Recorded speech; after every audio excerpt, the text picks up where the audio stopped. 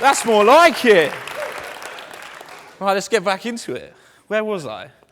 I was feeling irritable, nervous. It can be painful. It can be stressful. It's a feeling that we don't really talk about, yet we all go through this feeling. The meaning. What could it be? Discomfort, stress, pain, irritating. Why do we not talk about it? Why is it so negative? If you haven't guessed already, that feeling is uncomfortable. Now, I have a feeling whilst I'm standing here, a bit of déjà vu. In fact, standing about here, about 4 years ago, I was uncomfortable. There I am. It was about there, same stage, getting my Dean's Award for Entrepreneurship. Now, I was very uncomfortable. I was red-cheeked, just like how I am now.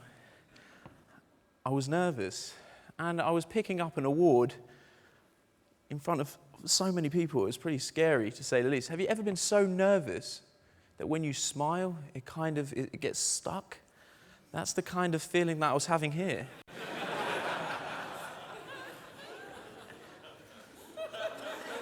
It was pretty scary. Now, I want to share a story with you that actually truly does mean uncomfortable to me. It takes me back to my childhood. It takes me back to a very dark time, a time when I was on the bad side of a parent divorce. Me and my family, we ended up living in a very rough area. Me, my brother, and my dad. It was an 8x12 room, very bad. But more to the point, the people that was with in the house were drug abusers, alcoholics, people that didn't know how to turn the telly down. It was pretty daunting, to say the least, but a scary environment for such a young person at the time. And this wasn't when I really understood the power of uncomfortable. It was the point when we had one single bed for 3 of us, to the point when I said to my dad, "Who will be sleeping in the bed tonight?" And he said to me, "Son, you take the bed because I like the draft. I'll sleep on the floor." And it's at that point in my life where I truly understood what uncomfortable felt like. And it was very, very daunting at that point, and truly understood that there must be more to this feeling of uncomfortable than just a negative. There must be a positive. Now, on a lighter note, I want to share with you an experience that I'm pretty sure you've all been through, that first job interview, the one that means the world to you, the one that's going to change your career for the rest of your life, the one that you really want, the one that you go and ask all your family and friends, what do I do in this scenario? How do I make sure I get this job? I was wearing my very best suit. I remember it to this day. I was sitting down on the sofa. My hands were all sweating. I had red cheeks again. And it meant so much to me that I got this job. It was going to change my career for the rest of my life. And that was the moment when I went for my paper round job. I think I ate a lot. I was panicking, I think. It was very, very, very daunting. Very daunting, to say the least. Now, I want to introduce you to a friend of mine, this lovely-looking lobster, as red as me. And this lobster is an interesting creature. I'm going to talk to you about the lobster analogy by Dr. Abraham Tversky. And it's about a lobster, how it's got a hard, rigid shell on the outside, soft and mushy on the inside. Now, for a lobster to grow, it grows from the inside out, clearly. But from my point is, it's growing, it becomes stressed, it becomes irritable, to the point where it has to do something.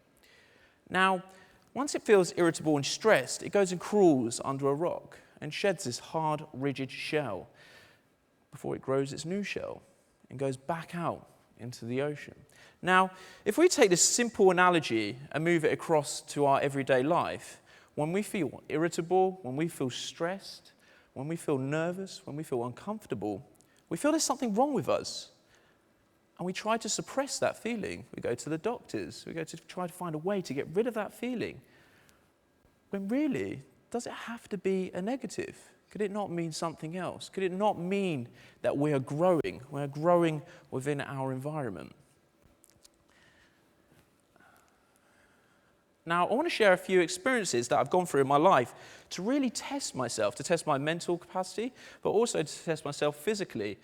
I decided to do something absolutely nuts. I'm not a professional swimmer by all means, but I've got an overactive imagination. I don't like sharks, and I don't like deep water, so I decided to swim the Solent, one of the busiest shipping lanes there is. Don't know what I was thinking. And I decided to do it backwards. I decided to go from Ryde on Isle of Wight across to Portsmouth. The worst part about that is you get to see the journey that you've got to swim. It's awful, absolutely awful. The swim got cancelled the first weekend. And the reason why, unfortunately, there was 2 deaths at Camber Sands due to jellyfish. Kind of made me scared. Should I be doing this? I thought it was supposed to be fun. There's nothing fun about that. And we turned up the following weekend for the swim. Supposed to be 20 of us. There was only 6 there. I didn't check my emails. Turned out that they gave a warning that there's now more sharks in the Solent because of a mackerel influx. But the swim's still going ahead. The other 14 didn't want to turn up. And there's me, the only guy in a wetsuit, without a shark tag, anti-shark tag, these frequency tags, wearing a wetsuit, looking like a seal for the taking. It was very daunting, to say the least. However, I did the swim. I couldn't see land. That's quite a scary experience going out. We ended up hitting like a force 4. The waves were about 6 foot, 6 to 8 foot. And you can't see land in any direction. I'm trying to follow a kayak. I lost sight a few times. That was quite scary. And to the point where the tide started to lift me, completely moved us off my swim zone target. And I had to swim directly into the tide. It was very, very hard, to the point where all the other swimmers got taken out of the water, bar one other. Due to dangerous waters. Even the kayaks were struggling. I asked my kayak guide, how am I doing? Be real with me. Talk to me. I was swimming on the spot for 25 minutes into the tide. It was the most demoralizing thing you could ever experience in your life. And I'm not a quitter. I've never quit anything in my life. And I kind of got by this point, I didn't even take my sickness pills. I thought it was for the ride over. It's not. It's for the waves. I didn't know that. So I was throwing up on the swim as well. Anyway, I got my head down and I completed the swim. It was a big achievement for me, both understanding my mental capacity of what's actually achievable, both physically as well as mentally. I was rocking for a few days after that, like on the spot from the swim. It was weird, from the motion. And I've tried to put myself through these experiences as much as I can. Now, I'm quite a short and stocky kind of bloke. I don't really look like a runner, and I'm definitely not a runner.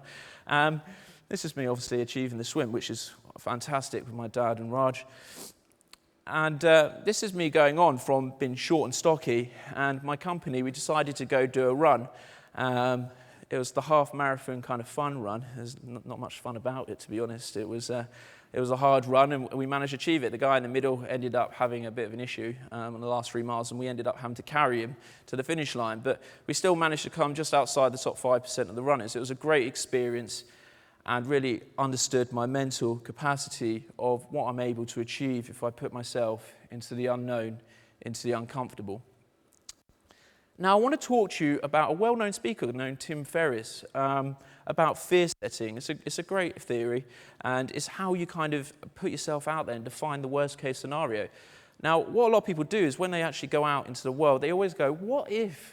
What if this happened? What happens if I fail? What happens if I look bad? What happens if this doesn't work out? Well, Tim Ferriss says define the worst-case scenario, then create a preventative of how to fix this worst-case scenario, and then if that was to happen, how can I come back and repair from that? It's a very powerful tool in itself. So I'm going to go over 3 parts of just how I've used this throughout my career. So the first one was starting my own business. I worked at a leading independent private bank in the UK, and going out and starting my own business and leaving the security of a good job was really hard, especially when I'm still living at home. So going out there, the risk of failure, how will I look across my peers if I do fail? Now, how can I prevent this from happening? I can make sure I've got the right earnings before I leave, the optimization, the right staff, the right structure to prevent this as much as I can in my power.